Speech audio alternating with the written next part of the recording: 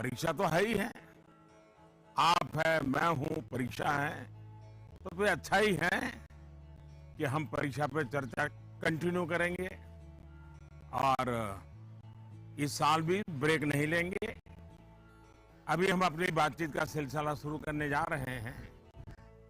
एक बात मैं शुरू में जरूर देशवासियों को भी बताना चाहता हूं और गार्डियंस को बताना चाहता हूं, टीचर्स को बताना चाहता हूं, ये परीक्षा पे चर्चा है, लेकिन सिर्फ परीक्षा की ही चर्चा नहीं है। बहुत कुछ बातें हो सकती हैं। एक हल्का फुल्का माहौल बनाना है, एक नया आत्मविश्वास पैदा करना है और जैसे अपने घर में बैठ के बातें करते हैं, अपनों के बीच बात करते हैं, यार दोस्तों के साथ बात करते हैं, आइए हम भी ऐसे ही बात करेंगे।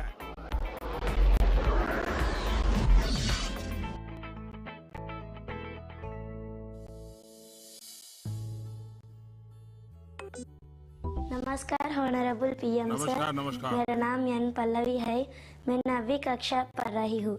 सर, हम अक्सर ऐसा महसूस करते हैं कि पूरा साल पढ़ाई ठीक चल रही होती है, लेकिन जैसे ही परीक्षा निकट आती है बहुत ही तनावपूर्ण स्थिति हो जाती है। कृपया इसके लिए कोई उपाय बताइए सर। बहुत धन्यवाद सर। धन्यवाद पल्लवी। मुझे बताया गया है कि इसी तरह का और भी एक सवाल है।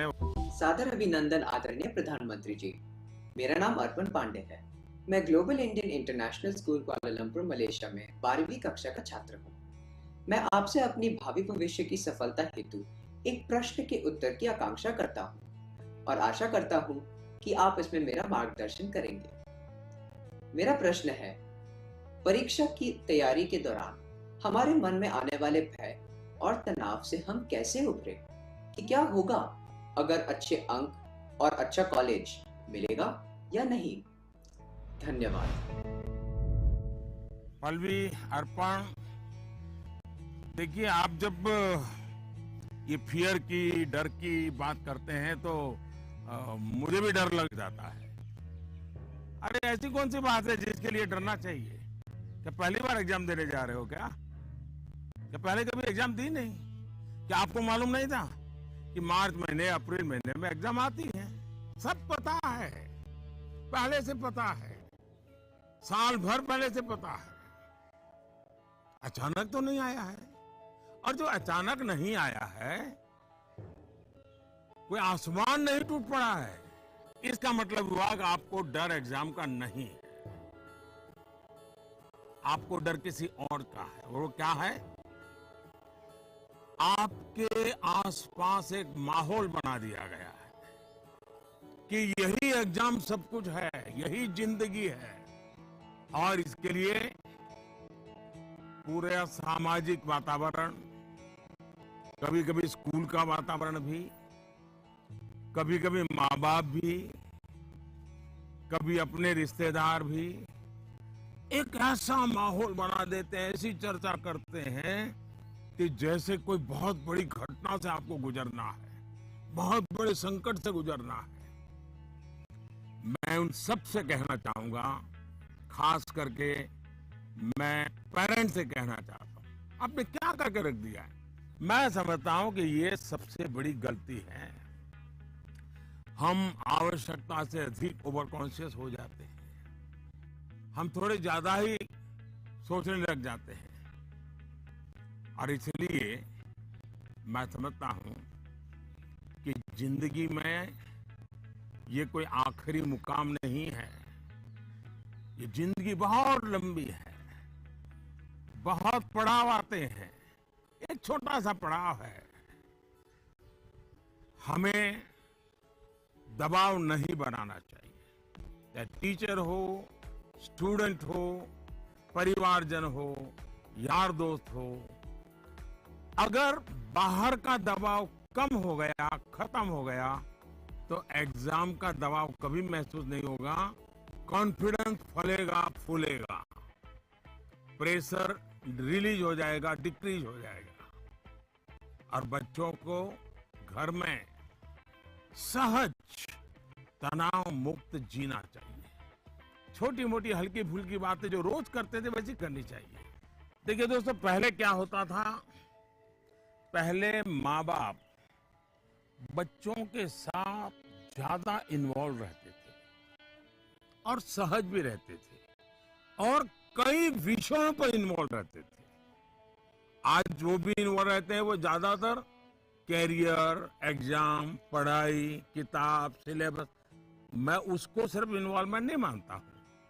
और इससे इन्हें अपने बच्चों के असली सामर्थ्य का पता नहीं होता है। अगर माँ बाप ज्यादा इन्वॉल्व है तो बच्चों की रुचि, प्रकृति, प्रवृत्ति इस सबको अच्छी तरह समझते हैं और जो कमियां हैं उन कमियों को समझ करके उसको भरने की कोशिश करते हैं। और उसके कारण बालक का कॉन्फिडेंस लेवल बढ़ता है, उसकी स्ट्रेंथ माँ बाप को पता है, उसकी वीकनेसेस माँ बाप को पता है और उसके कारण माँ बाप समझते हैं कि ऐसे समय वीकनेसेस को बाजू में करो, स्ट्रेंथ को जितना बल दे सकते हो दो। लेकिन आज कुछ माँ बाप इतने व्यस्त हैं कि उन्हें बच्चों के साथ रियल सेंस में इन्वॉल्व होने का समय ही नहीं मिलता। इसका परिणाम क्या होता है? आज बच्चे के सामर्थ्य का पता लगाने के लिए पेरेंट्स को एग्जाम के रिजल्ट का शीट देखना पड़ता है और इसलिए बच्चों का आकलन भी बच्चों के रिजल्ट तक ही सीमित हो गया है। मार्क्स के परे भी बच्चे में कई ऐसी चीजें होती हैं जिन्हें पेरेंट्स मार्क ही नहीं कर पाते हैं। साथियों, हमारे यहाँ एग्जाम के लिए एक शब्द है कसौटी, मतलब खुद को कसना है। ऐसा नहीं है एग्जाम आखिरी मौका है, बल्कि एग्जाम तो एक प्रकार से एक लंबी जिंदगी जीने के लिए अपने आप को कसने का उत्तम अवसर है, एक अपॉर्चुनिटी है। समस्या तब होती है जब हम एग्जाम को ही जैसे जीवन के सपनों का अंत मान लेते हैं, जीवन मरण का प्रश्न बना देते हैं। दरअसल एग्जाम जीवन को घड़ने का एक अवसर है, एक अपॉर्चुनिटी है, एक मौका है। उसे उसी रूप में लेना चाहिए। एक्चुअली हमें अपने आप को कसौटी पर कसने के मौके खोजते ही रहना चाहिए ताकि हम और बेहतर कर सकें। हमें भागना नहीं चाहिए। आइए दोस्तों, अगले सवाल की तरफ बढ़ते हैं। माननीय प्रधानमंत्री जी नमस्कार। मेरा नाम पुण्य सुन्या है। मैं कक्षा 11वीं की छात्र हूँ। मेरे विद्यालय का नाम विवेकानंद केंद्र विद्यालय निर्जुली, डिस्ट्रिक्ट पापुमपारे, स्टेट अरुणाचल प्रदेश है। माननीय प्रधानमंत्री जी, कुछ सब्जेक्ट्स और कुछ चैप्टर्स है जिनको लेकर मैं सहज नहीं हूँ, उनसे पीछा छुड़ाने में लगी रहती हूँ। मैं चाहे कितनी भी कोशिश क्यों ना करूँ, मैं उन्हें पढ़ नहीं पाती हूँ। शायद ये इसलिए होता है क्योंकि मुझे उनसे डर लगता है। सर, इस स्थिति को कैसे दूर किया जा सकता है? धन्यवाद सर। चलिए, आंध्र से हम मलेशिया से अब अरुणाचल पहुंच गए और मुझे बताया गया है कि इसी प्रकार का कोई और एक सवाल भी है। माननीय प्रधानमंत्री जी नमस्कार। मेरा नाम विनीता गर्ग है और मैं SRDAV पब्लिक स्कूल में 25 वर्ष से कार्यरत हूँ। मेरा प्रश्न है, कुछ सब्जेक्ट्स ऐसे हैं जिसमें कई स्टूडेंट्स को डर का सामना करना पड़ता है। इस वजह से वह इनसे बचते हैं। इसके बारे में इतिहास या गणित जैसे विषयों के शिक्षक अच्छी तरह से समझ सकते हैं। टीचर के तौर पर इस स्थिति को और बेहतर बनाने के लिए हम क्या कर सकते हैं? ये कुछ अलग प्रकार का ही विषय मेरे सामने आया। मैं कोशिश करूंगा कि स्टूडेंट्स के मन को छू सकूं और टीचर्स की बात पर गौर के साथ कुछ समाधान बता सकूं। आप दोनों ने किसी खास सब्जेक्ट या चैप्टर से डर की बात कही है। आप लोग अकेले नहीं हैं जिनको इस स्थिति का सामना करना पड़ता हो। हकीकत तो यह है कि दुनिया में एक भी इंसान ऐसा नहीं मिलेगा जिसके ऊपर ये बात लागू न होती हो। मान लीजिए आपके पास बहुत ही बढ़िया 5-6 शर्ट है, लेकिन आपने देखा होगा 1 या 2 शर्ट आपको इतने पसंद आते होंगे, बार बार पहनते हैं। इसका मतलब ये नहीं कि बाकी सब बेकार हैं, फिटिंग ठीक नहीं है, ऐसा नहीं है। उन 2 इतने अच्छे लगते हैं कि आप उसको बार बार पहनते हैं। कई बार तो माँ बाप भी इन चीजों के लिए गुस्सा करते हैं कि कितनी बार इसको पहनोगे, अभी 2 दिन पहले तो पहना था। पसंद नापसंद मनुष्य का स्वभाव है और कभी कभी पसंद के साथ लगाव भी हो जाता है। अब इसमें डर की, दुविधा की क्या बात है कि हमने डरना चाहिए?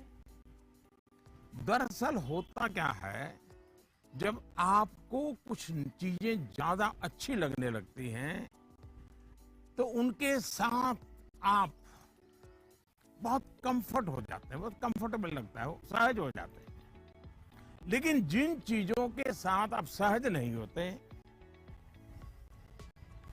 उनके तनाव में आपकी 80% एनर्जी आप उसी में लगा देते हैं।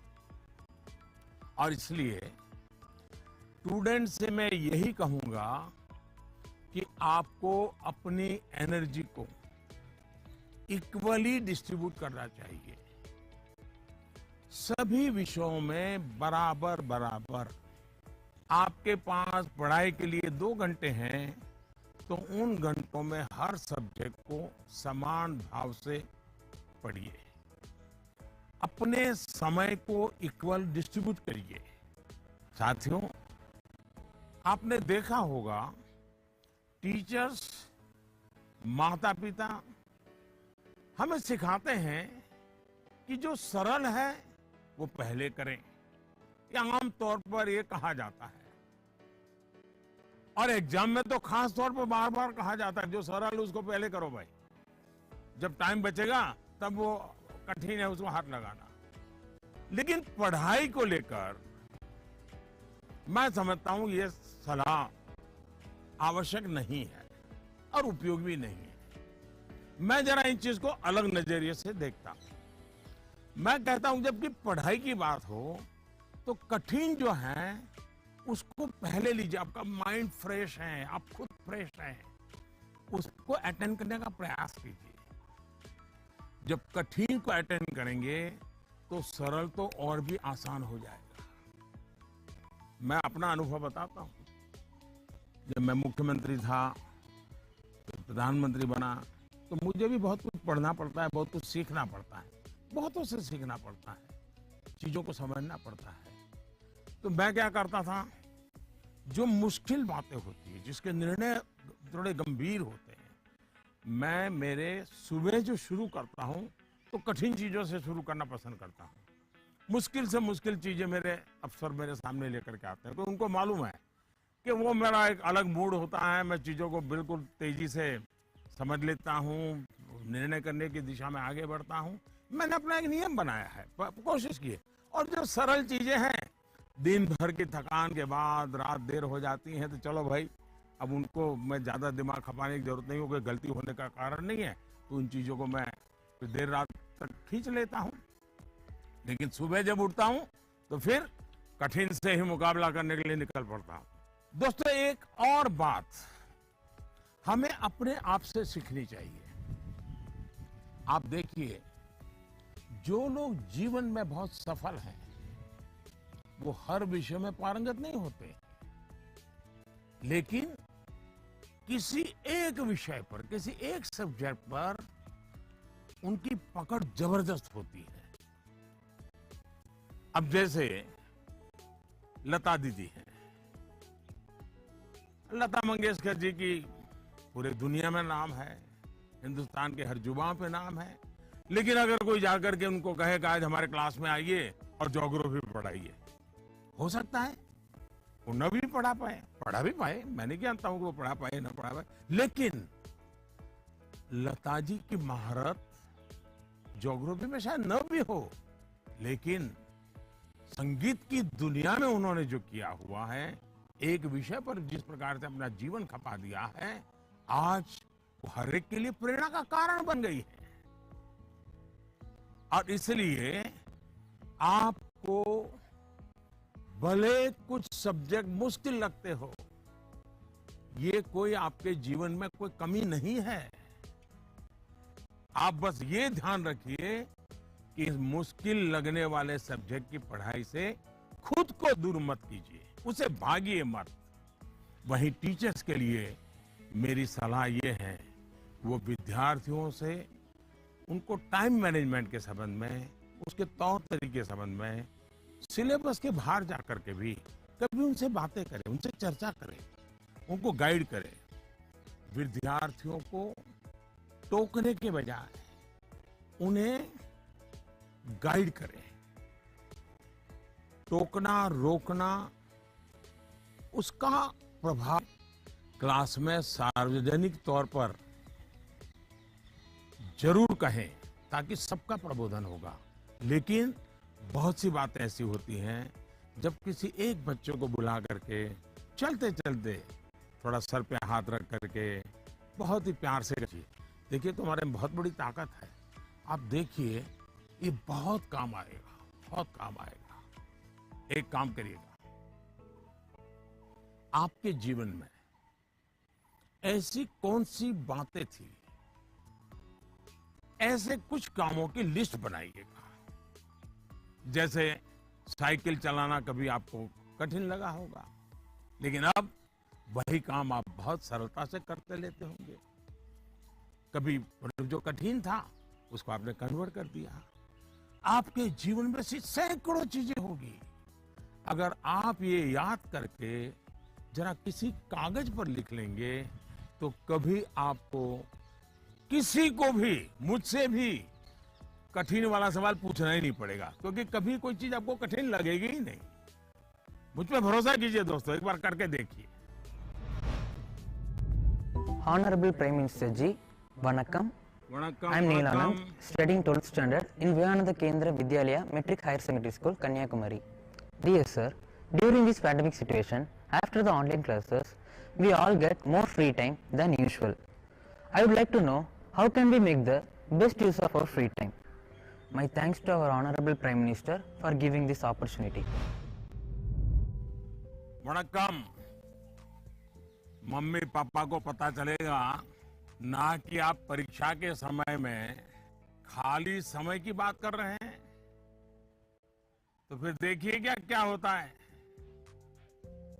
खैर, मुझे ये सवाल बहुत अच्छा लगा कि आप एग्जाम के समय भी खाली समय पर ध्यान दे रहे हैं, खाली समय पर चर्चा कर रहे हैं।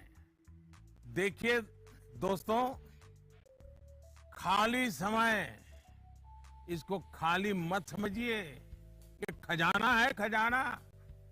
खाली समय एक सौभाग्य है, खाली समय एक अवसर है। आपकी दिनचर्या में खाली समय के पल होने ही चाहिए, वरना तो जिंदगी एक रोबोट जैसी हो जाती है। दरअसल खाली समय दो तरह के हो सकते हैं। एक जो आपको सुबह से ही पता है कि आज आप 3 से 4 बजे तक फ्री हैं, या आने वाले रविवार को आप आधा दिन फ्री हैं। या आप 4 तारीख को छुट्टी है, आप दोपहर तक आपके पास कोई काम नहीं, आपको पता है। लेकिन दूसरा वो जिसका पता आपको लास्ट मोमेंट में चलता है। अगर आपको पहले से ही पता है कि मेरे पास खाली समय है, तो आप अपने पेरेंट्स या अपने बहन भाई से कह सकते हैं कि मैं आपकी हेल्प करूंगा। आपको क्या काम करना है, आप क्या कर रहे हैं, मैं क्या हेल्प कर सकता हूं। दूसरा, आप सोचें कि ऐसी कौन सी चीजें हैं जो आपको खुशी देती है।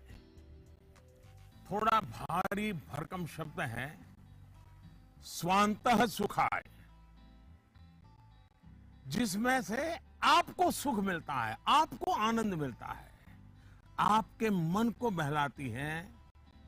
आप ऐसा भी कुछ कर सकते हैं। अब आपने मुझे पूछा है तो मैं भी सोचता हूं कि मैं क्या करना पसंद करता हूं।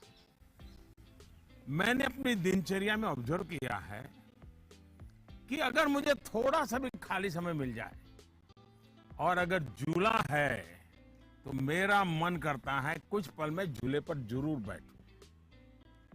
बहुत थकान है और 5 मिनट का भी समय मिल गया, या फिर मैं कोई काम भी कर रहा हूं, तो अपने खाली समय में झूले पर बैठकर, पता नहीं क्या कारण है, लेकिन मेरा मन प्रफुल्लित हो जाता है। जब आप खाली समय अर्न करते हैं तो आपको उसकी सबसे ज्यादा वैल्यू पता चलती है। इसलिए आपकी लाइफ ऐसी होनी चाहिए कि जब आप खाली समय अर्न करें तो वो आपको असीम आनंद दें। यहां यह भी ध्यान रखने की जरूरत है कि खाली समय में किन चीजों से बचना चाहिए, नहीं तो वही चीज सारा समय खा जाएगी, पता भी नहीं चलेगा, और अंत में रिफ्रेश रिलैक्स होने के बजाय आप तंग आ जाएंगे, थकान महसूस करने लगेंगे। एक और मुझे लगता है कि खाली समय में हमें अपनी क्यूरियोसिटी, जिज्ञासा बढ़ाने की और ऐसी कौन सी चीजें हम कर सकते हैं जो शायद बहुत प्रोडक्टिव हो जाएगी। आपके माँ या पिता अगर खाना बना रहे हैं, उसे ऑब्जर्व कीजिए, नई नई चीजों में अंदर जाने का, कुछ नया जानने का। इसका इम्पैक्ट सीधा सीधा दिखाई नहीं देता है, पर जीवन में इसका बहुत बड़ा गहरा प्रभाव होता है। फ्री टाइम का एक और बेस्ट यूज हो सकता है कि आप कुछ गतिविधियों से अपने आप को जोड़ें, जिसमें आप को एक्सप्रेस कर पाए, आपकी यूनिकनेस को बाहर ले आ सके, जिसमें आप अपनी इंडिविजुअलिटी से जुड़ सके। ऐसा करने के बहुत से तरीके हैं और आप भी ऐसे बहुत से तरीके जानते हैं। स्पोर्ट्स हैं, म्यूजिक है, राइटिंग है, पेंटिंग है, स्टोरी राइटिंग है। आप बहुत कुछ कर सकते हैं। अपने थॉट्स को, इमोशंस को एक्सप्रेस करने का एक क्रिएटिव तरीका दीजिए, अवसर दीजिए। नॉलेज का दायरा कई बार वहीं तक सीमित होता है जो आपको उपलब्ध है, जो आपके आसपास है, लेकिन क्रिएटिविटी का दायरा नॉलेज से भी बहुत दूर तक आपको ले जाता है, बहुत विस्तार के फलक पर ले जाता है। क्रिएटिविटी आपको उस क्षेत्र में ले जा सकती है जहां पहले कभी कोई नहीं पहुंचा, जो नया हो। हमारे यहाँ कहा जाता है, जहां न पहुंचे रवि वहां पहुंचे कवि। ये क्रिएटिविटी की तो बात है।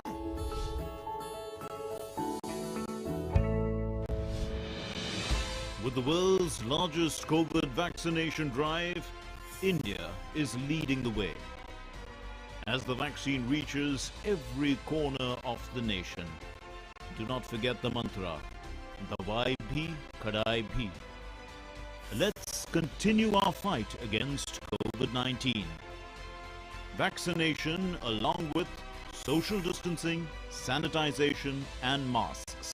Mask up, India! Put your mask on and cover your nose and be safe. Mask up, India.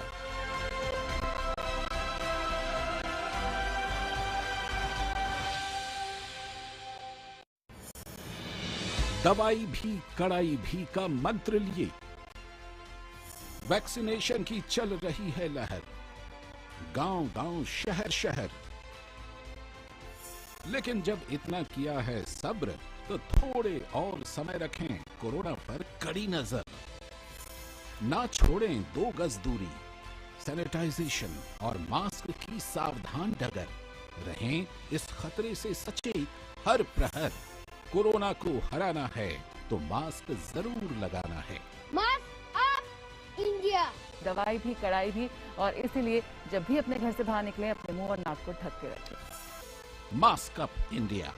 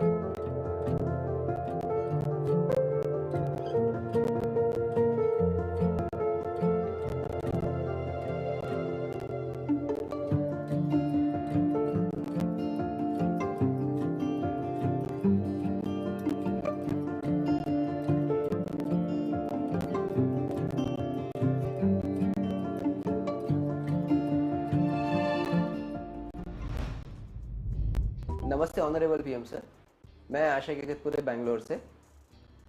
मेरा सवाल आपसे ये है कि बच्चों को गुड वैल्यूज सिखाने का सबसे अच्छा तरीका क्या है? धन्यवाद। मुझे एक सवाल जो आया है वो नमो ऐप पर आया है। उसका विजुअल मेरे पास नहीं है, लेकिन मुझे वो सवाल अच्छा लगा, इसलिए मुझे लगता है कि मैं जरूर आपसे शेयर करूं। पटना से सवाल है, प्रवीण कुमार ने पूछा है, सर आज माँ बाप के लिए बच्चे बड़े करना थोड़ा मुश्किल हो गया है। कारण है आज का जमाना और आज के बच्चे। ऐसे में हम कैसे ये सुनिश्चित करें कि हमारे बच्चों का व्यवहार, आदतें और चरित्र अच्छा हो। प्रवीण कुमार एक जागरूक पिता के रूप में शायद मुझे पूछ रहे हैं। बड़ा कठिन सवाल है मेरे लिए। मैं कहूंगा कि पहले तो आप स्वयं चिंतन करें, आत्मचिंतन करें। क्या ऐसा तो नहीं है कि जीवन जीने का जो तरीका आपने चुना है, आप चाहते हैं वैसे ही जिंदगी आपके बच्चे भी जिए, और थोड़ा सा भी उनमें बदलाव आता है तो आपको लगता है कि पतन हो रहा है, वैल्यूज का ह्रास हो रहा है। मुझे बराबर याद है, एक बार मैं स्टार्टअप से जुड़े हुए नौजवानों से मैंने एक समारोह किया, तो बंगाल की एक बेटी जिसने स्टार्टअप शुरू किया है अपनी पूरी कैरियर छोड़ करके, तो उसने अपना अनुभव बताया, वो मुझे हमेशा याद रहता है। उस बेटी ने कहा कि मैंने अपनी नौकरी छोड़ दी, कैरियर छोड़ दी और स्टार्टअप शुरू किया, और मेरी माँ को जब पता चला तो मेरी माँ ने तुरंत कहा सर्वनाश, यानी इतना माँ को झटका लगा, लेकिन बाद में वो बेटी स्टार्टअप में बहुत सफल रही थी। आपको सोचना चाहिए कि आप अपने भाव विश्व में अपने बच्चों को जकड़ने का प्रयास तो नहीं कर रहे हैं, और इसलिए आपका परिवार, आपकी परंपराएं, उसमें मूलभूत मूल्यों को कैसे जोड़ दें, हमें आइडेंटिफाई करना चाहिए। जैसे हमारे यहाँ कहा जाता है, जन सेवा ही प्रभु सेवा है। ये हमारे शास्त्रों में मूल्य के रूप में है। लेकिन आपके घर में पूजा और पाठ तो बहुत होती है। दुनिया को दिखता है कि आप बहुत धार्मिक हैं, रिचुअल से भरा जीवन है, लेकिन आप जनसेवा में कहीं। अब जब आपकी संतान यह विरोधाभास देखती हैं, तो उसके मन में कॉन्फ्लिक्ट शुरू हो जाता है, सवाल खड़े हो जाते हैं, और सवाल उठना स्वाभाविक में है। उसी प्रकार से भी हमारे मूल्य हैं कि जीव मात्र से परमात्मा का वास है। उसी प्रकार से हम सबकी मान्यता है, और हमें यह सिखाया गया है, हमारे जीवन मूल्य के रूप में प्रस्तावित हो चुका है, और हमारी सोच है कि जीव मात्र में परमात्मा का वास है। लेकिन आपके घर में जो काम करने आते हैं, झाड़ू पोछा लगाने आते हैं, लिफ्ट चलाने वाला होता है, आपको स्कूल में छोड़ने वाला ऑटो रिक्शा ड्राइवर है, क्या कभी आपने उनसे उनके सुख दुख की चिंता और चर्चा की है? क्या कभी आपने पूछा, वे आपके परिवार में तो किसी को कोरोना नहीं हुआ है ना? आपके परिवार के तो सब सुखी है ना? आप जिस गांव से आए हो उस गांव में तो सब ठीक है ना? क्या आपने कभी पूछा है? अगर आप ऐसा करते तो आपको अपने बच्चे को मूल्य नहीं सिखाने पड़ते। मैं आप पर सवाल नहीं खड़े कर रहा, एक सामान्य व्यवहार की बात कर रहा। कुछ लोग वाकई ऐसा नहीं करते। बच्चे का बर्थडे होता है, बहुत सारी तैयारियां होती हैं। कितने लोग अपने घर में काम करने वालों से कहते हैं कि जो भी काम करना है 5 बजे तक पूरा कर दो, 6 बजे जब मेहमान आना शुरू हो जाएंगे तब तुम भी हमारे परिवार के मेहमान के रूप में कपड़े पहन करके, अच्छे कपड़े पहन करके परिवार के सबको लेकर के आ जाना। आप देखिए, आप उनसे क्या कहते हैं?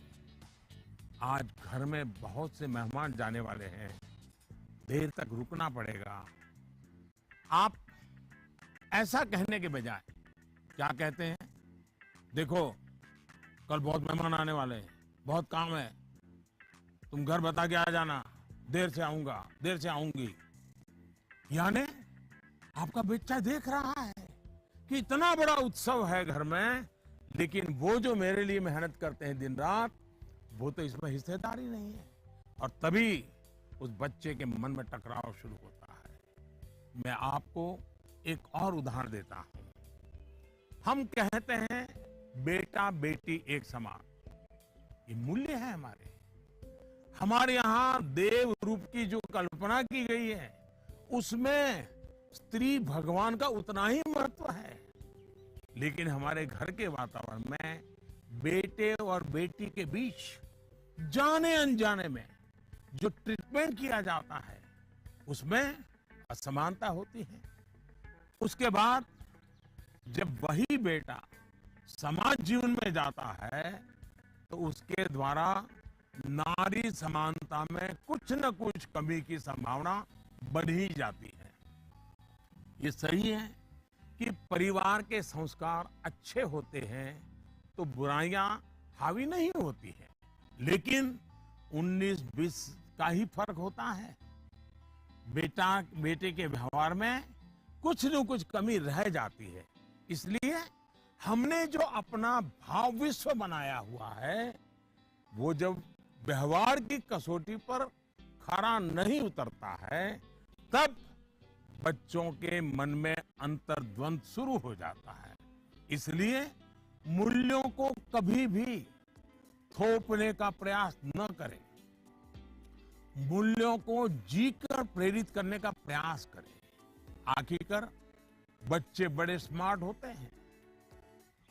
जो आप कहेंगे उसे वो करेंगे या नहीं करेंगे, ये कहना मुश्किल है, लेकिन इस बात की पूरी संभावना होती है कि जो आप कर रहे हैं वो उसे बहुत बारीकी से देखता है और दोहराने के लिए लालायित हो जाता है। और जब आप इन मूल्यों के साथ हमारे इतिहास, हमारे पुराण, हमारे पुरखों की छोटी छोटी बातों को सहजता से जोड़ेंगे तो बच्चे भी प्रेरित होंगे। आचार व्यवहार में उतरना आसान हो जाएगा।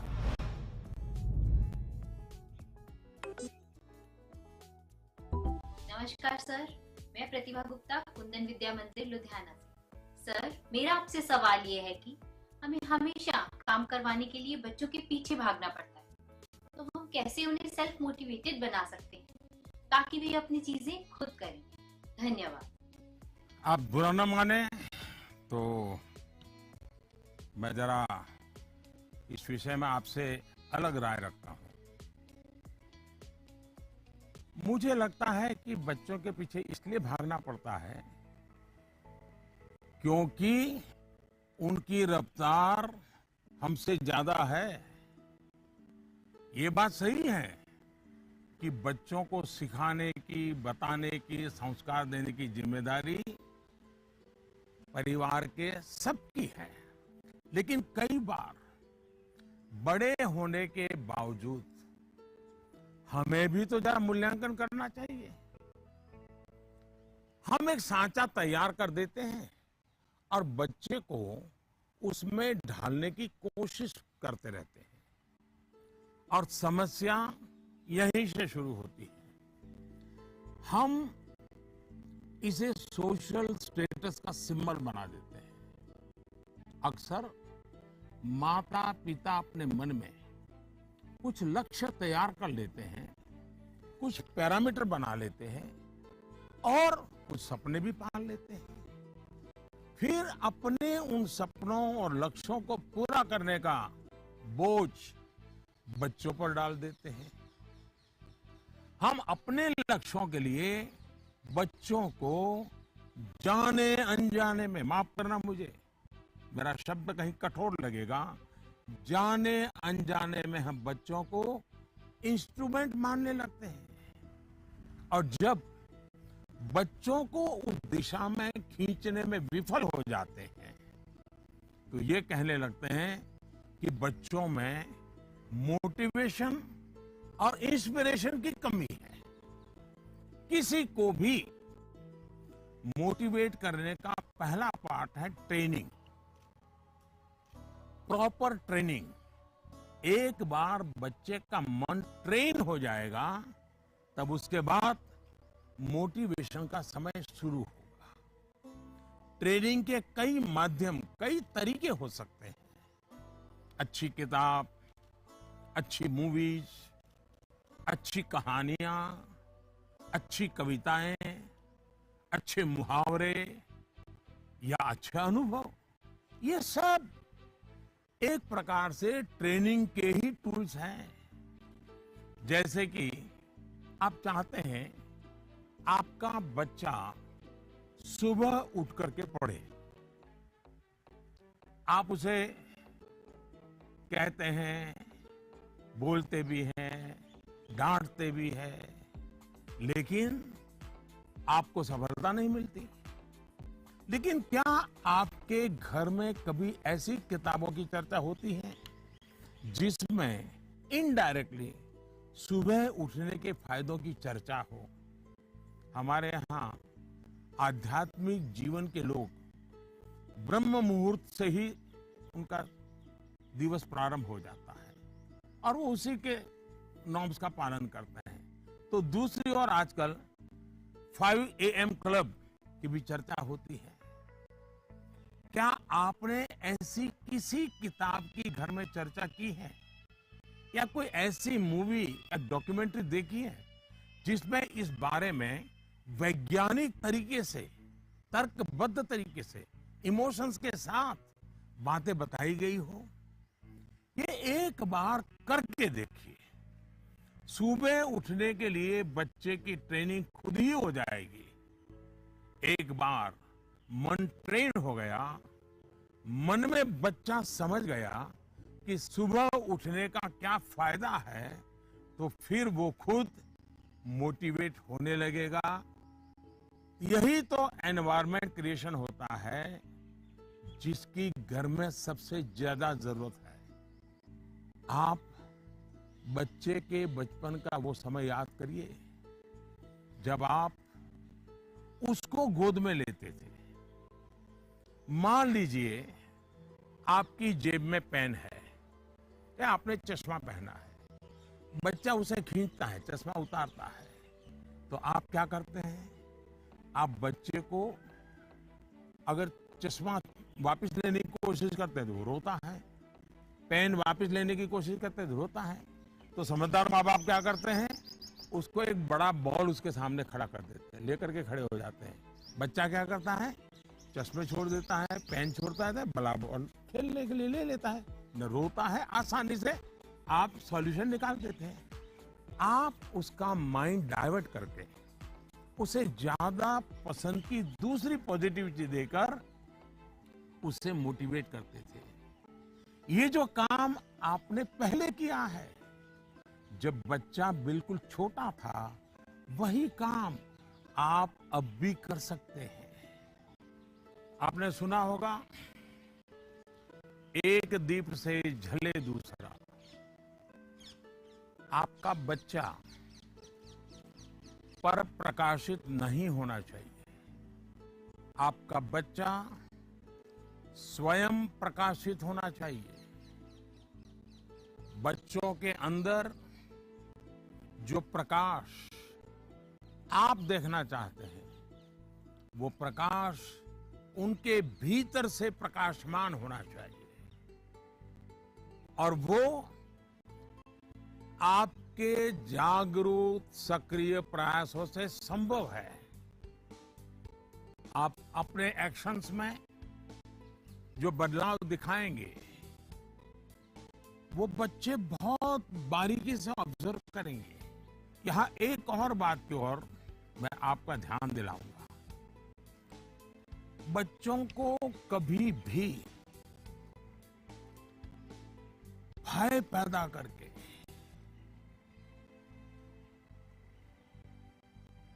ये होगा तो ये होगा, ऐसा होगा तो ऐसा होगा, कृपा करके ऐसी कोशिश मत कीजिए।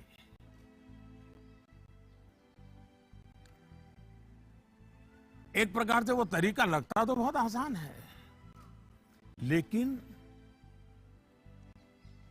इससे एक तरह से नेगेटिव मोटिवेशन की संभावनाएं बढ़ जाती है। जैसे ही आपने जो हवा खड़ा किया है वो खत्म हो जाता है, बच्चे का मोटिवेशन भी खत्म हो जाता है। और इसलिए पॉजिटिव मोटिवेशन साथ साथ बार बार पॉजिटिव रीइंफोर्समेंट पर बल देते रहना चाहिए। मोटिवेशन का जो मंत्र बच्चों के लिए है, एक प्रकार से वो हम सबके लिए भी है, मनुष्य मात्र के लिए है। Namaste Prime Minister sir, my name is Tanay and I am a student of Salmia Indian Model School, Kuwait. Sir, I have a question to ask you that how to prepare ourselves for the battle of life. Thank you sir. NaMo app पर मसूरी उत्तराखंड श्रीमान अशरफ खान ने लिखा है, sir हम सब जब अपने बड़े कजिन्स या दोस्तों से बात करते हैं तो वो कहते हैं कि अभी स्कूल में तो तुमने जीवन देखा ही कहाँ है, जीवन की असली कसौटी तो स्कूल से बाहर निकल करके होगी। मेरा सवाल यह है कि आज हम अपने आप को कल की चुनौतियों के लिए कैसे तैयार करें। तनय, आप तो कुवैत से मुझसे बात कर रहे हो, लेकिन तनय कभी किसी ने इस बात को मार्क किया है कि तुम्हारे जो आवाज है वो गॉड गिफ्टेड है? क्या कभी तुम्हारे माँ बाप ने, कभी आपके दोस्तों ने, कभी आपके टीचर्स ने कभी कहा है कि आपका ध्यान गया है? आज आपका सवाल सुनने के बाद, खैर रिकॉर्डेड है, लेकिन मैं पक्का मानता हूं कि आपको एक बहुत ही विशिष्ट प्रकार की आवाज परमात्मा ने दी है। कभी उस पर ध्यान दीजिए, ये आपकी बहुत बड़ी विरासत बन सकती है। खैर, मैं तनय की बातों की ओर चला गया, लेकिन जो सवाल आपने पूछे हैं, पहली बात तो ये कि जो लोग आपको ये कहते हैं, उनके कहने का तरीका भले ऐसा होता है कि वो आपको सलाह दे रहे हैं, लेकिन मन के भीतर की सच्चाई को देखें तो वो अपने आप को हीरो बनाने की कोशिश कर रहा होता है, या फिर वो अपनी असफलताओं को इसलिए बड़ा बनाकर दिखाता है ताकि उसे एक एस्केप रूट मिल सके, और इसलिए वो दिखाता है कि उसके सामने बहुत बड़ी बड़ी चुनौतियां हैं। इस विषय में मेरा सीधा सीधा मंत्र है, एक कान से सुनिए और दूसरे कान से निकाल दीजिए। हाँ, ये सवाल बहुत स्वाभाविक है कि 10वीं या 12वीं के बाद क्या? ये हर बच्चे के मन में होता है, और न मैं इससे इनकार कर सकता हूं और न कोई और उससे इनकार कर सकता है। बहुतों के लिए ये सवाल चिंता और निराशा फैलाने वाला हो सकता है। दुर्भाग्य से आज के चकाचौंध भरे युग में सेलिब्रिटी के कल्चर के कारण और उसका प्रभाव होने के कारण स्टूडेंट लाइफ में एक धारणा बन गई है कि जो टीवी पर आता है, जिसकी अखबारों में चर्चा होती है, वैसा कुछ बनना है, वैसा कुछ करना है। ये बुरी बात नहीं है, लेकिन जीवन की सच्चाई से ये बहुत दूर है। ये जो प्रचार माध्यमों में 1000-2000 लोग हमारे सामने आते हैं, दुनिया इतनी छोटी नहीं है। इतनी बड़ी विश्व व्यवस्था, इतना लंबा मानव इतिहास, इतनी तेजी से हो रहे परिवर्तन बहुत सारे अवसर लेकर के आते हैं। जीवन की सच्चाई ये है कि जितने लोग हैं उतनी विभिन्नताएं हैं, जितने लोग हैं उतने अवसर भी है। हमें अपनी जिज्ञासा का दायरा बहुत बड़ा करने की आवश्यकता है, उसको विस्तार देने की आवश्यकता है, और इसलिए आवश्यक है कि 10वीं क्लास में, 12वीं क्लास में भी आप अपने आसपास के जीवन को ऑब्जर्व करना सीखिए। आपके आसपास इतने सारे प्रोफेशन है, नेचर ऑफ जॉब्स है, और बदलते हुए नेचर ऑफ जॉब्स हैं। खुद को ट्रेन करिए, अपने स्किल बढ़ाइए और उसका लाभ उठाइए। करियर के चुनाव में एक पक्ष ये भी है कि बहुत से लोग जीवन में इजी रूट की तलाश में रहते हैं। बहुत जल्दी वाहवाही मिल जाए, आर्थिक रूप से बड़ा स्टेटस बन जाए, ये इच्छा ही जीवन में कभी कभी, हर बार नहीं लेकिन कभी कभी अंधकार की शुरुआत भी करने का कारण बन जाती है। फिर ये अवस्था ऐसी होती है जिसमें सपने पालना और देखना जरा अच्छा लगता है। सपनों में खोए रहना अच्छा लगता है। सपने देखना अच्छी बात है, लेकिन सपने को लेकर के बैठे रहना और सपनों के लिए सोते रहना, ये तो सही नहीं है।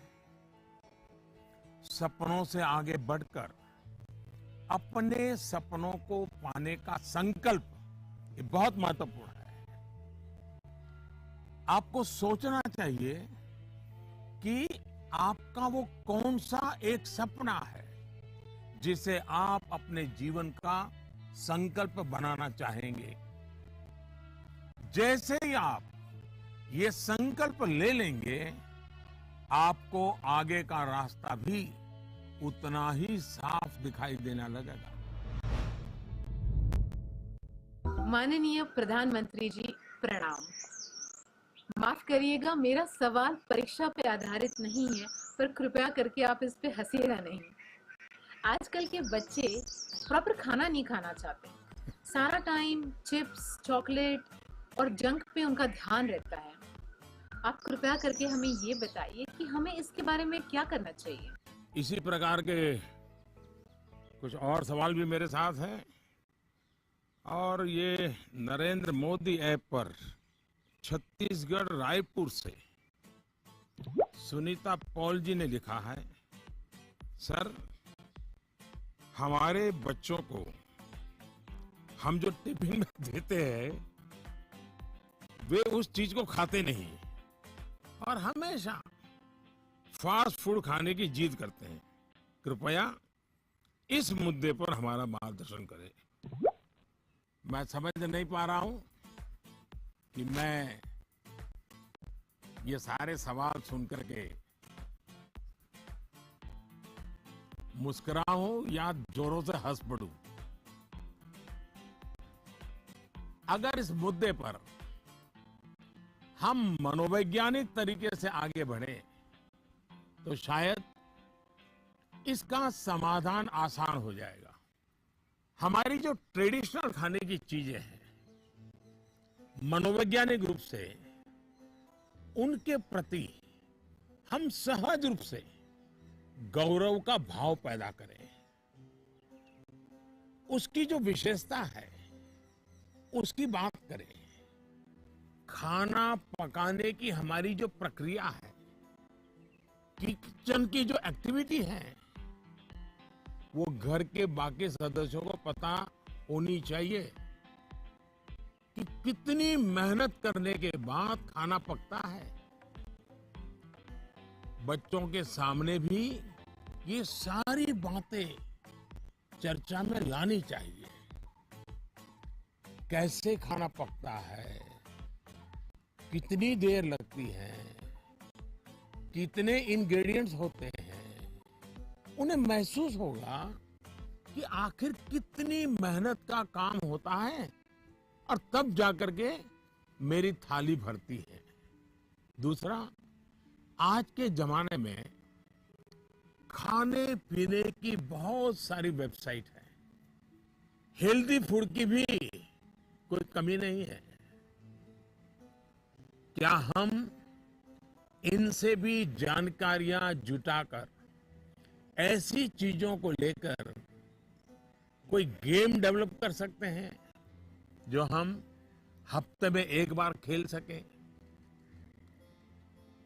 जैसे गाजर है, कैरेट, उसके इंपॉर्टेंस पर हम बोलें, उसके क्या फायदे होते हैं, क्या लाभ होते हैं, क्या न्यूट्रिएंट्स होते हैं, ऐसा करके देखें। दूसरा, हम सबके घर में जो फैमिली डॉक्टर है, वो डॉक्टर एक प्रकार से मित्र होते हैं। जब कभी उनका घर आना हो तो उनकी बातें पूरा परिवार सुने कि किस प्रकार के खाने का क्या महत्व है, न्यूट्रिएंट्स कहां से मिलते हैं, क्या खाना चाहिए, वो बता सकते हैं कि आपके घर में क्या प्रॉब्लम हेरिडिटरी है और उनसे बचने के लिए क्या खाना आवश्यक है। इससे भी बच्चों को फायदा होगा।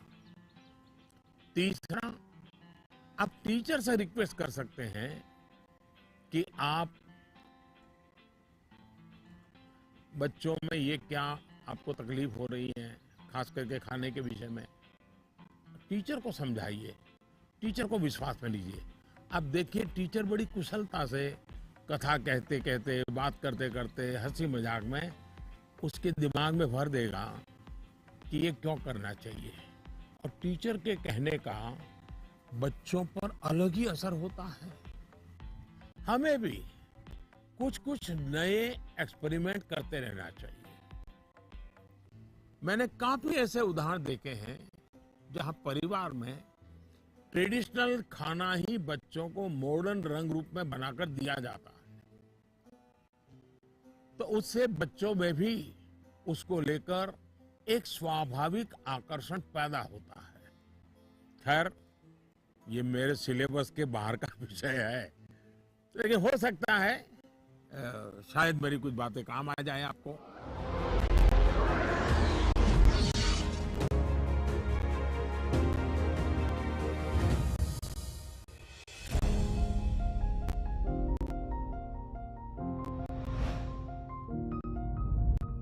दिव्यांका नमस्कार। दिव्यांका क्या पढ़ती हो? जी सर, मैं कॉमर्स की छात्रा हूँ। और पुष्कर की ही रहने वाली हो? जी सर। तो पुष्कर की कोई पवित्र चीज का मुझे वर्णन करोगी? क्या है पुष्कर की विशेषता? पुष्कर में एकमात्र ब्रह्मा मंदिर है। हाँ। और जो पुष्कर राज है वह 68 तीर्थों का गुरु है। अच्छा, ब्रह्मा का क्या रोल रहा है? जी, उन्होंने पृथ्वी को क्रिएट किया है। अच्छा बताइए दिव्यांका, क्या सवाल था आपके मन में? सर, मेरे कुछ मित्र ऐसे हैं जिनकी मेमोरी एवरेज है। वे किसी भी विषय को कितना भी पढ़ ले, वे परीक्षा में उसे याद नहीं रख पाते हैं। सर, वे ऐसा क्या करें कि वे उस विषय को याद रख सके? अच्छा, तो आपको मेमोरी की जड़ी बूटी चाहिए। जी सर। देखिए दिव्यांका, आप सबसे पहले अपनी डिक्शनरी से इस शब्द को डिलीट कर दीजिए। आप सोचिए ही नहीं कि आपके पास याद करने की शक्ति नहीं है। अगर आप खुद से जुड़ी कुछ घटनाओं को देखें तो आपको पता चलेगा कि वास्तव में आपको बहुत सारी चीजें याद रहती हैं। जैसे आपकी मदर टंग। क्या मदर टंग आपने किसी को बहुत ग्रामर के साथ पढ़ाया था क्या, सिखाया था क्या? नहीं सर। आपको याद होगा? नहीं। क्या स्कूल में आपने सीखी या किताब में कहीं भी नहीं? हाँ, ये सब सुन करके सीखी। तो यही वो चीजें हैं, जरा सोचिए कि आपको जो पसंद है, क्या इन चीजों को याद रखने के लिए आपने कभी कोशिश की थी? वो बातें जिनसे आप पूरी तरह जुड़ गए हैं, मग्न हो गए हैं, वो बातें जो आपका हिस्सा बन गई हैं, आपके विचार प्रवाह का हिस्सा बन गई हैं, उन्हें आप कभी नहीं भूलते हैं। दूसरे शब्दों में कहूं तो ये मेमोराइज नहीं है, एक्चुअली ये इंटरनलाइज है। और इंटरनलाइज करना यही इसका एक अच्छा रास्ता है। और इसलिए आपको याद करने पर जोर देने के बजाय आपको उसे जीने की कोशिश करनी चाहिए। सहजता, सरलता, समग्रता के साथ आपके पास भी वही सारी शक्तियां हैं जो किसी बहुत टैलेंटेड व्यक्ति के पास होती है। सोचिए, अपने भाई या बहन के साथ अगर आपका झगड़ा हुआ हो तो वो आपको एकदम याद रहता है, आप उसे भूलते नहीं है। यहाँ तक कि आपको यह भी याद रहता होगा कि उस समय आपने, आपके भाई बहन ने कौन से कपड़े पहने थे, आप खड़े खड़े लड़ रहे थे कि दौड़ते हुए लड़ रहे थे, सब याद होगा, एक एक वाक्य याद होगा।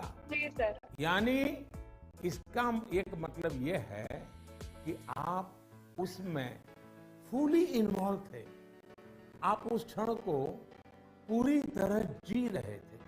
साफ है कि चीजें याद रहे, प्रॉपरली रिकॉल कर सके, उसके लिए आप जिस क्षण में हैं उस क्षण में ही रहना और उसमें पूरी तरह से इन्वॉल्व रहना बहुत जरूरी है।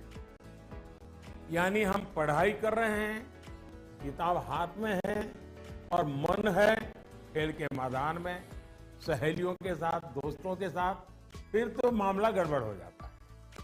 आगे जाकर आप में से कोई विद्यार्थी अगर साइकोलॉजी पढ़ेगा तो उसमें मेमोरी बाय एसोसिएशन का कंसेप्ट विस्तार से समझाया जाएगा।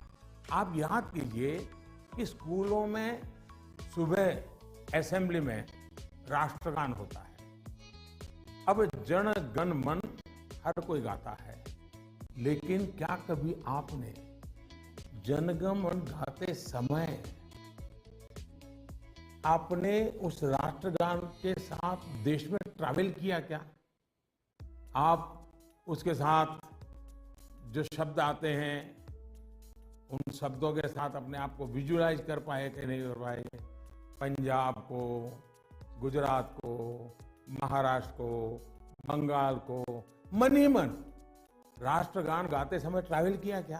आपको एकदम से याद होना शुरू हो जाएगा। मन ही विजुअलाइज करेंगे तो आपको अच्छे से याद रह जाएगा। इसका तो एक फायदा और होगा, आप इस देश के साथ भी एकाकार होते चले जाएंगे। यानी इन्वॉल्व, इंटरनलाइज, एसोसिएट और विजुअलाइज।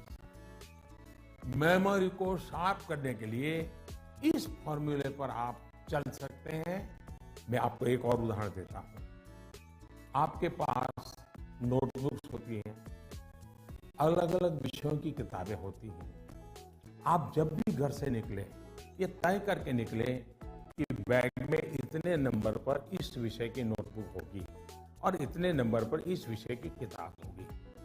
चौथे नंबर पे हो सकती है, तीसरी पर हो जाए। और आपने अगर 3 नंबर पर हिस्ट्री की किताब रखी है, 5 नंबर पर भूगोल की किताब रखी है, तो जब भी आप हिस्ट्री की किताब निकालने जाएं तो बिल्कुल आंख बंद करके 3 नंबर की किताब निकालते हैं आप। देखिएगा आपका कॉन्फिडेंस लेवल कितना बढ़ जाएगा। चलिए, मुझे अच्छा लगा, आपसे बात करने का मौका मिला और मैं राजस्थान के लोगों को भी और पुष्कर की पवित्र धरती को भी आज यहाँ से नमन करता हूँ। बहुत बहुत धन्यवाद।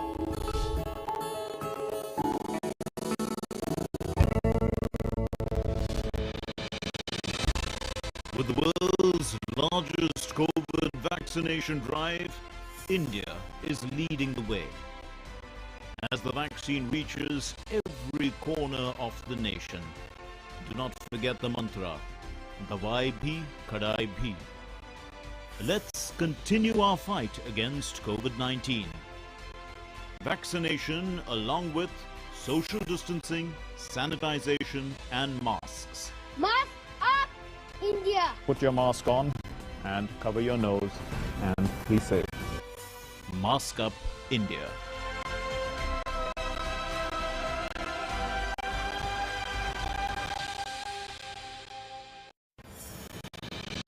दवाई भी कड़ाई भी का मंत्र लिए वैक्सीनेशन की चल रही है लहर। गांव-गांव, शहर-शहर। लेकिन जब इतना किया है सब्र तो थोड़े और समय रखें कोरोना पर कड़ी नजर।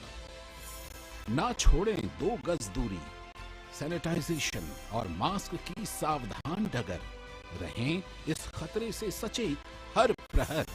कोरोना को हराना है तो मास्क जरूर लगाना है। Mask up India. दवाई भी, कड़ाई भी, और इसीलिए जब भी अपने घर से बाहर निकले अपने मुंह और नाक को ढक के रखें। Mask up India.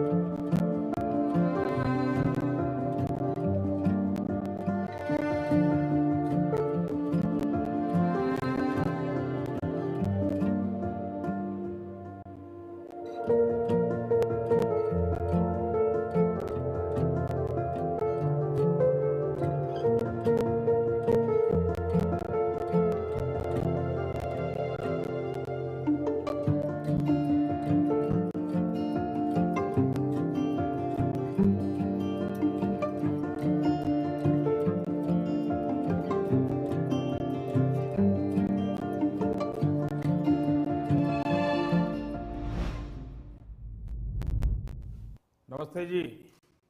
नमस्कार सर। हाँ बताइए। मेरा प्रश्न यह है कि जब हम किसी प्रश्न का उत्तर याद करते हैं तो वह हमें अच्छी तरह से याद हो जाता है, लेकिन जब हम स्कूल में लिखना शुरू करते हैं तो क्वेश्चन पेपर को देखकर ही हम अचानक से सब कुछ भूल जाते हैं। सर कृपया करके यह बताइए कि ऐसा क्यों होता है। Thank you sir. आपका शुभ नाम क्या? सुहान सहगल। अच्छा सहगल जी, आप पढ़ते कहाँ हैं? एल्गोन इंटरनेशनल स्कूल। अच्छा, ये सवाल पहले किसी को पूछा है? नहीं सर। नहीं पूछा। मम्मी पापा को पूछा? नहीं सर। टीचर को पूछा? नहीं सर। लो बड़े कमाल के हो यार, मैं ही मिला गया तुम्हें। लेकिन आपका सवाल मैं समझता हूं ज्यादातर विद्यार्थियों के मन में रहता है। जब मैं भी तुम्हारी तरह पढ़ता था ना, तो ये बात तो मन में रहती थी कि यार पता नहीं क्यों याद नहीं आ रहा है। देखिए, परीक्षा हॉल में जाते समय आपको अपने मन को बिल्कुल शांत करके जाना चाहिए। मैं अभी टीवी स्क्रीन पर आपको देख रहा हूं, इतना शांत आपका चेहरा है, इतने विश्वास के साथ आप बैठे हैं, मुस्कुराते भी हैं। ये जो अवस्था है ना, एग्जामिनेशन में जाए ना तब भी ऐसा ही रहिए, आपको कभी नहीं भूलेंगे। आपका मन अशांत रहेगा, चिंता में रहेगा, आप घबराए हुए रहेंगे, तो इस बात की संभावना बहुत ज्यादा होगी कि जैसे ही आप क्वेश्चन पेपर देखेंगे कुछ देर के लिए सब कुछ भूल जाएंगे। इसका सबसे अच्छा उपाय यही है कि आपको अपनी सारी टेंशन परीक्षा हॉल के बाहर छोड़कर जाना चाहिए, और आपको ये भी सोचना चाहिए कि जितनी तैयारी आपको करनी थी आपने कर ली है। अब आपका फोकस प्रश्नों के अच्छे से उत्तर देने में होना चाहिए। आप इस बात से भी नहीं घबराइए कि कुछ नया आ गया तो क्या होगा, कुछ ऐसा आ गया जो आपने पढ़ा ही नहीं है तो क्या होगा।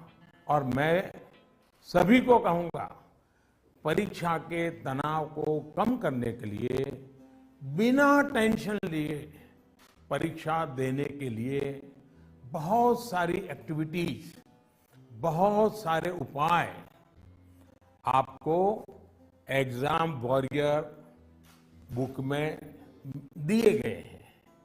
और अभी भी एग्जाम वॉरियर बुक को एक मैंने नया एडिशन, मुझे कोरोना में थोड़ा समय मिल गया तो मैंने इसको थोड़ा इम्प्रूवमेंट भी किया है, कुछ एडिशन भी किया है। इस बार इसमें बच्चों के लिए ही मंत्र नहीं है, बल्कि मैंने पेरेंट्स के लिए भी काफी कुछ लिखा है। कई सारी एक्टिविटीज नमो ऐप पर भी दी हुई है। आप इसमें पार्टिसिपेंट करके अपने मित्रों के साथ शेयर भी कर सकते हैं। और मुझे विश्वास है, थोड़ा सा प्रयास कीजिए, मन में से निकल जाएगा और आपको पक्का फायदा होगा। और आपके साथियों, और मैं आपसे चाहूंगा कि आपको जब भी फायदा हो तो मुझे लिख करके दीजिए। एग्जाम वॉरियर पढ़ करके मुझे चिट्ठी लिखिए। लिखोगे ना? जी सर। वाह, शाबाश। Thank you sir. नमस्ते जी। मेरा नाम भारवी पोपट है। मैं गुजरात अहमदाबाद के ग्लोबल मिशन इंटरनेशनल स्कूल संस्कार धाम के कक्षा 11वीं कॉमर्स की छात्रा हूँ। श्रीमान, इस कोरोना काल में उद्योग, व्यापार, सरकार को भी तकलीफ आई होगी, लेकिन क्या आपने सोचा है कि विद्यार्थियों को क्या तकलीफ आई? सर, इस संकट को मैं अपने जीवन में इस रूप में याद रखूं। ऐसा लगता है कि हम छात्रों का एक साल निरर्थक हो गया हो। मेरी जगह आप होते तो क्या करते? आपका मार्गदर्शन हमें दिशा देगा। धन्यवाद। धारवी आपका छोटा भाई है? बड़ा भाई, छोटा भाई कोई है घर में? छोटी बहन है। हैं? छोटी बहन है सर। छोटी बहन है। अच्छा जी सर। छोटी बहन को ऐसे ही डांटती हो जैसे अभी कह रही थी? नहीं सर। है? ऐसे आंखें खोल करके बोल रही थी। अच्छा, साबरमती आश्रम पहले आई थी कि आज पहली बार आई? सर, फर्स्ट टाइम आई हूँ आज। फर्स्ट टाइम आई हो? कितने साल से अहमदाबाद में रह रही हो? 6 years सर। अच्छा, तो 6 साल से रह रही हो और आपको कभी मन नहीं कर गया कि भारत की आजादी का इतना महत्वपूर्ण स्थान, वहां कभी जाना चाहिए? आज तो सुबह से आ गए होंगे आप लोग। जी सर, बिल्कुल। तो आपने देखा क्या? आज सब चीजें देखी क्या? हाँ सर, देखी। मन को शांति का अनुभव हुआ? हाँ सर, बहुत शांति का अनुभव हुआ। देखिए, जा करके अपने संस्कार धाम के दोस्तों को भी कहो कि साबरमती आश्रम जाना चाहिए, और अपने परिवार और मित्रों के भी कहो कि साबरमती आश्रम जाना चाहिए और वहां की शांति का अनुभव करना चाहिए। कुछ पल मौन वहां बैठना चाहिए। करोगे? हाँ सर। अच्छा, अब आप चलिए, आपके सवाल पर आता हूं। मैं तो एकदम से धार्मिक को उपदेश ही देने लग गया था। देखिए, आपकी बात बिल्कुल सही है। जहां तक कोरोना का प्रश्न है, मैं तो इसे इस रूप में देखता हूं कि जो गलती आपने नहीं की, उसका खामियाजा आपको उठाना पड़ा। ये आपके लिए जीवन की एक सीख है कि कई बार जीवन में बहुत कुछ अचानक घटता है, अकल्पनीय घटता है, और इन घटनाओं पर आपका कोई नियंत्रण नहीं होता है। कोरोना में भी हम कह सकते हैं कि बच्चों का, युवाओं का जो नुकसान हुआ है वो बहुत बड़ा है। बचपन के लिए तो 1 साल का नुकसान बड़ी इमारत की नींव में एक खालीपन जैसा है। इस कमी को भरना आसान नहीं है। स्कूल एज मतलब हंसना, खेलना, मिट्टी में खेलना, मिट्टी उछालना, गर्मी, सर्दी, बरसात, हर चीज का आनंद दोस्तों के साथ, क्लासरूम में, टीचर के साथ गप्पे मारना, बातें करना, घर की छोटी सी भी घटना चारों दौर एकदम से बता देना, उनके बीच रहना, ये सब जीवन की विकास यात्रा के लिए बहुत अनिवार्य होता है। इन सब चीजों से आप सहज ही कितना कुछ सीख सकते हैं।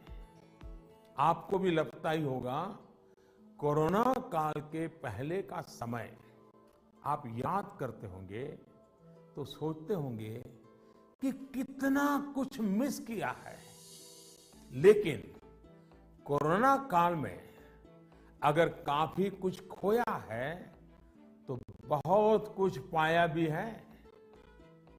कोरोना की सबसे पहली सीख तो यही है कि आपने जिस चीज को, जिन जिन लोगों को मिस किया, उनकी आपके जीवन में कितनी बड़ी भूमिका है, ये इस कोरोना काल में ज्यादा पता चला है।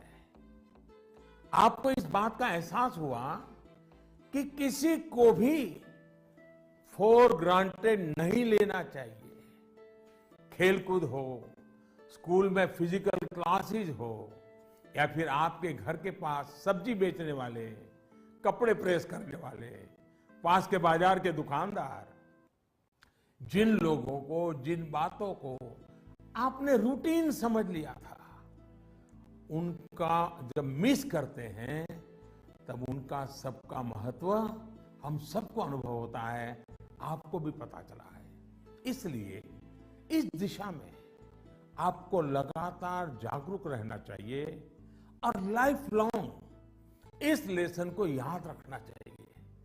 कोरोना के बाद भी इन चीजों की उपेक्षा नहीं करनी चाहिए। वहीं आपको यह भी याद रहना चाहिए, जीवन को सच्चे अर्थ में जीने के लिए कितनी कम चीजों की जरूरत होती है। दूसरा, इस एक साल में आपको कहीं ना कहीं जाने अनजाने में आपको खुद के भीतर झोंकने का, खुद को जानने का एक अवसर भी मिला होगा। कोरोना काल में एक और बात ये भी हुई है कि हमने अपने परिवार में एक दूसरे को ज्यादा नजदीकी से समझा है। कोरोना ने सोशल डिस्टेंसिंग के लिए मजबूर किया, लेकिन परिवारों में इमोशनल बॉन्डिंग को भी इसने मजबूत किया है। कोरोना काल ने ये भी दिखाया है कि एक संयुक्त परिवार की ताकत क्या होती है, घर के बच्चों के जीवन निर्माण में उनका कितना रोल होता है। मैं चाहूंगा कि सोशल साइंस के लोग, हमारी यूनिवर्सिटीज इस पर रिसर्च करें, कोरोना काल के फैमिली लाइफ पर स्टडी करें, कैसे इस संकट से मुकाबला करने में संयुक्त परिवार ने समाज को ताकत दी। इस पहलू को खंगाले। कोरोना आने के बाद ये जो आयुर्वेदिक काढ़ा, पौष्टिक भोजन, साफ सफाई, इम्यूनिटी, ऐसे अनेक महत्वपूर्ण विषयों पर हम सबका ध्यान गया है। इन सब के लिए लोगों ने जो जो किया, वो अगर पहले से करते आ रहे होते तो शायद परेशानी इससे भी कम होती।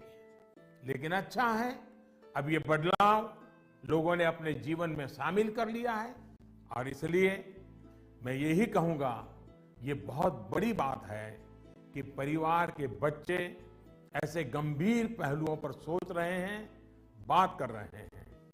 धन्यवाद बेटा, धन्यवाद। नमस्कार। प्रति माननीय प्रधानमंत्री महोदय, সকলো অসমবাসী ৰাইজৰ ফালৰ পৰা মই অভিনন্দন জ্ঞাপন কৰিলোঁ। माननीय प्रधानमंत्री महोदय, मैं कृष्टि सैकिया केंद्र विद्यालय IIT गुवाहाटी की 10वीं कक्षा की छात्रा हूँ और समस्त असम वासियों की ओर से आपको प्रणाम। सर, नई पीढ़ी की एक बच्चे के तौर पर हम अपने पेरेंट्स और अपने बीच की जनरेशन गैप को हमेशा कम करना चाहते हैं। तो प्राइम मिनिस्टर साहब, हम भी किस प्रकार कर सकते हैं, कृपया अपने मार्गदर्शन दीजिए। क्या नाम बताया बेटा? सर, कृष्टि सैकिया। इतनी बढ़िया हिंदी कैसे बोल लेती हो? धन्यवाद सर। चलिए, आपका सवाल तो बहुत अच्छा है। एक विद्यार्थी के रूप में आपने जो सवाल पूछा है, उसके लिए मैं आपकी बहुत सराहना करता हूं। ये बताता है कि आप उस मुद्दे को लेकर कितने संवेदनशील हैं। आप न केवल इस विषय को समझ रहे हैं, बल्कि